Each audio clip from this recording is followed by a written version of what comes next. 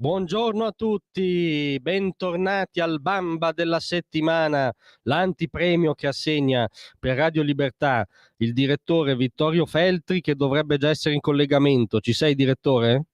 Sì, sono prontissimo. Un saluto a tutti quanti voi. Bentornato su Radio Libertà.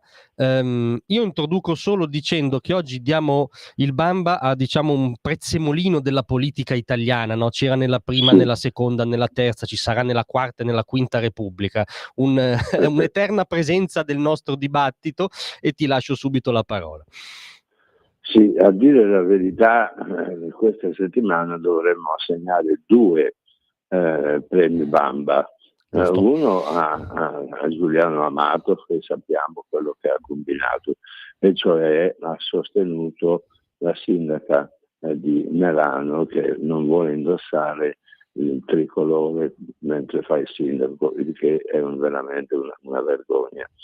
Come fa una a essere sindaco di una cittadina italiana vergognandosi di essere italiana? È una cosa veramente addirittura folle e direi anche struggente. Ma com'è possibile arrivare a tanto? L'altro, diciamo, Bamba, anzi il principale, va assegnato al prezzemolino della politica italiana, che è appunto Giuliano Amato, il quale nella sua vita ne ha combinate peggio che Bertoldo. È da molti anni in pista e sappiamo cosa è riuscito addirittura a farci fare una rapina in banca, no? Portandoci via dei soldi. Insomma, in sostanza quest'uomo è un signore che non pensa agli italiani quando amministra, ma pensa soltanto agli affari suoi, e questa è una cosa veramente indegna. Il fatto che appoggi la sindaca di Merano è addirittura comico. La sindaca di Milano deve vergognarsi e deve imparare a fare la sindaca italiana, non la sindaca austriaca, non lo è.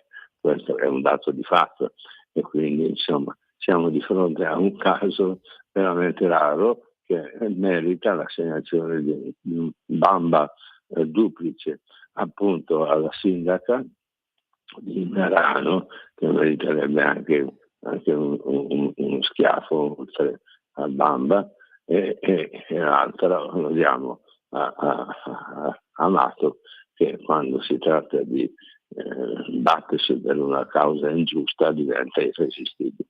Ah sì, lui risponde sempre presente. Poi torno sulle sue imprese. Volevo solo leggerti la motivazione con cui ha appoggiato, diciamo, il delirio della sindaca, perché a me pare un delirio al quadrato. Secondo Amato avrebbe fatto bene appunto Catarina Giovanna Zeller, neosindaca di Merano, a rifiutare mettersi il tricolore durante il passaggio di consegne, perché avrebbe chiaramente reagito a un maschio impositore che, approfittando del fatto che lei era donna, le stava imponendo la fascia tricolore. C'era un gesto di patriarcato il fatto che l'ex sindaco le passasse la fascia tricolore. Siamo alla follia. La fascia tricolore tutti i sindaci italiani la indossano nel momento in cui vengono insediati e nelle situazioni ufficiali. Quindi il discorso di Amato è fuori, non solo fuori luogo, ma è addirittura qualcosa che richiama la demenza. È per quello che noi lo attacchiamo e gli assegniamo il Bamba. Decisamente, che tra l'altro ha, come dire, solide radici nel passato, perché tu ricordavi obiettivamente uno dei momenti più tristi della storia italiana recente. 11 luglio 1992, Amato, presidente del Consiglio, tra l'altro all'insaputa dell'allora governatore della Banca d'Italia Carlo Azeglio Ciampi, approvò un decreto legge in cui tra l'altro c'era il cosiddetto prelievo forzoso del 6 per 1000 su tutti i depositi bancari per un interesse di straordinario rilievo, cioè sanare le finanze pubbliche. Beh, ma che momento è stato quello per la nostra storia?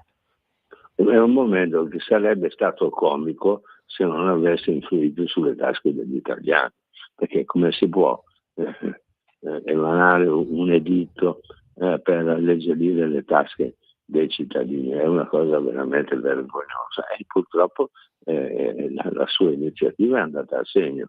C'è anche questa aggravante, per cui il nostro Amato merita anche di essere ricordato per questa bravura sua nel commettere una scorrettezza, e quindi è un Bamba forse anche tardivo per lui, bisognava darglielo molto tempo prima, però insomma oggi recuperiamo il tempo perduto e glielo rifiliamo bello, lungo, duro a questo signore che sinceramente non mi è mai piaciuto. No, tra l'altro tu allora credo dirigessi l'Indipendente, quindi credo che se andiamo a riprendere, no, l'Indipendente di allora qualcosa avrai detto, immagino. Penso proprio di sì. A proposito di passato, ma lo ha diciamo attualizzato Amato, sempre parlando della storia di Merano, il Trentino Alto Adige, Italia, Austria. Ha criticato Bettino Craxi perché voleva restituire una provincia all'Austria, insomma, ma al di là del dettaglio, questa cosa di criticare anche post mortem quello che è stato a lungo il suo leader di riferimento, è un po' Senza il quale non avrebbe fatto nulla. Esatto, è un po' l'ultima tappa di un tradimento, perché mi sembra che Amato sia stato tra i primissimi, no? Quando Craxi è andato in difficoltà a andarsene fischiettando, no? Facendo finta di non conoscerlo, sostanzialmente. Sì, sostanzialmente le cose andarono così. Quando il suo capo, quello che lo aveva trascinato ai vertici, era andato in disgrazia, lui immediatamente lo ha abbandonato e ha fatto finta neanche di conoscerlo. Siamo veramente di fronte a un personaggio di uno spessore pari a quello di un foglio di carta velina. Sì, soprattutto umanamente. Diciamo che comunque in politica non è irrilevante.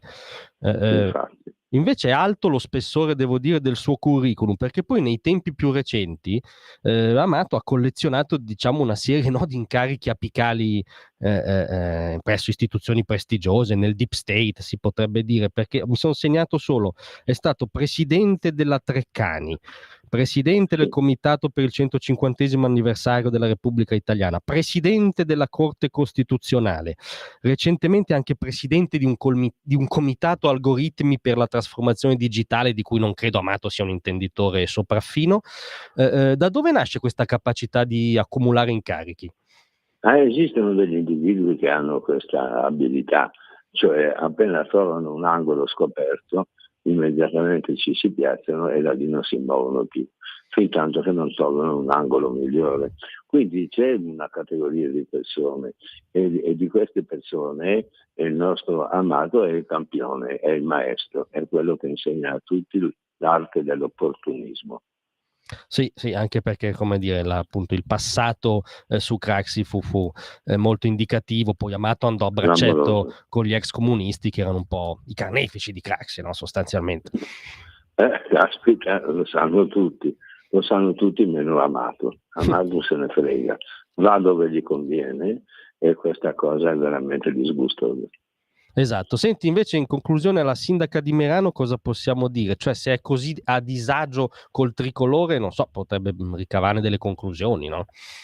Sì, a Milano direbbero tacches al tram, si attacchi al tram e se ne vada via in fretta, perché di un personaggio così l'Italia non ha bisogno. No, e se è estremamente a disagio c'è sempre l'istituto delle dimissioni, e lo diciamo nel suo interesse, non vorremmo che stesse troppo male. Sì, via, se non ti piace il tricolore abbandona l'incarico, abbandona anche l'Italia, se vai in Austria, vai dove vuoi, basta che non stai qua a rompere le scatole a noi. Sicuramente possiamo dire che non è un gesto maschilista e patriarcale passare la fascia. No, non c'entra niente. Perché lo tirano in ballo, no, su qualunque cosa ormai il patriarcato, no? Su qualunque... Sì, anche se il vino non è buono, è colpa del patriarcato. Esatto, ecco, rassicuriamo tutti, non c'è stato un caso di patriarcato a Merano. Assolutamente no. Direttore, ti ringraziamo come al solito di essere stato con noi. Grazie a voi e un saluto a tutti gli ascoltatori. A settimana prossima. A presto. Avete ascoltato il Bamba